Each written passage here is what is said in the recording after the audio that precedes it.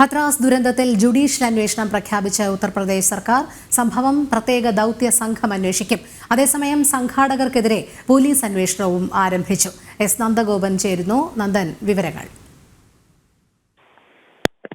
രോഹിണി, ഹത്രാസ് സംഭവവുമായി ബന്ധപ്പെട്ട് പോലീസിന്റെ FIR വിവരങ്ങൾ പുറത്തു വന്നിട്ടുണ്ട്. ഇതിൽ ഈ സംഭവം ഉണ്ടായത് 80,000 പേർക്ക് പങ്കെടുക്കാൻ കഴിയുന്ന ഒരു താൽക്കാലിക പന്തലിൽ ഏതാണ്ട് 2 ലക്ഷത്തോളം ആൾക്കാർ ആണ് ഈ ഒരു ചടങ്ങിൽ പങ്കെടുത്തത്. SDM ആണ്, സബ് ഡിവിഷണൽ മജിസ്ട്രേറ്റ് ആണ് ഇതിന് അനുമതി നൽകിയത്. ഈ പരിപാടി നടക്കുമ്പോൾ അദ്ദേഹത്തിന്റെ സാന്നിധ്യവും അവിടെ ഉണ്ടായിരുന്നു. മാത്രമല്ല, പോലീസിന്റെ FIRൽ വ്യക്തമാക്കുന്നത് ഈ സംഭവം ഉണ്ടായത് ഈ ഭോലാഭാവ എന്ന ആത്മീയ നേതാവ് നടന്നു വരുന്ന വഴിയിലെ കാൽപാദങ്ങളിലെ മണ്ണ് ശേഖരിക്കാൻ ഈ ഭക്തർ ശ്രമിച്ചതും അദ്ദേഹത്തിന്റെ ദർശനത്തിനായിട്ട് അദ്ദേഹത്തെ കാണുവാൻ വേണ്ടി അദ്ദേഹത്തിന്റെ അടുത്തേക്ക് ഓടിച്ചെന്നതുമാണ് ഈ അപകടത്തിന്റെ പ്രാഥമിക കാരണം. അതിനുശേഷം ഈ ഇദ്ദേഹത്തിന്റെ സെക്യൂരിറ്റി ഗാർഡുകൾ ഈ ഭക്തരെ പിടിച്ച് തള്ളുന്ന സാഹചര്യം ഉണ്ടായി.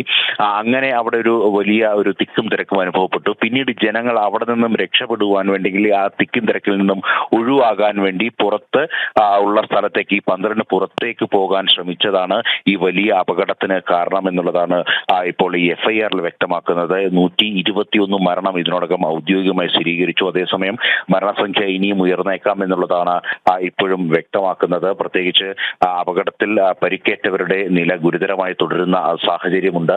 മാത്രമല്ല, ജുഡീഷ്യൽ അന്വേഷണവും ഇതിനോടൊപ്പം തന്നെ നടക്കുന്നു. ഇന്ന് മുഖ്യമന്ത്രി യോഗി ആദിത്യനാഥ് സംഭവ സ്ഥലം സന്ദർശിച്ചിരുന്നു. കുറ്റക്കാർക്കെതിരെ കർശന നടപടിയെടുക്കുമെന്നാണ് അന്ന് മുഖ്യമന്ത്രി വ്യക്തമാക്കിയത്. മാത്രമല്ല, ഇതുമായി ബന്ധപ്പെട്ട് ഇപ്പോൾ ഈ പരിപാടി സംഘടിപ്പിച്ച ഈ ആത്മീയ നേതാവ് ഭോലാഭാവ അയാൾ ഒളിവിലാണ്.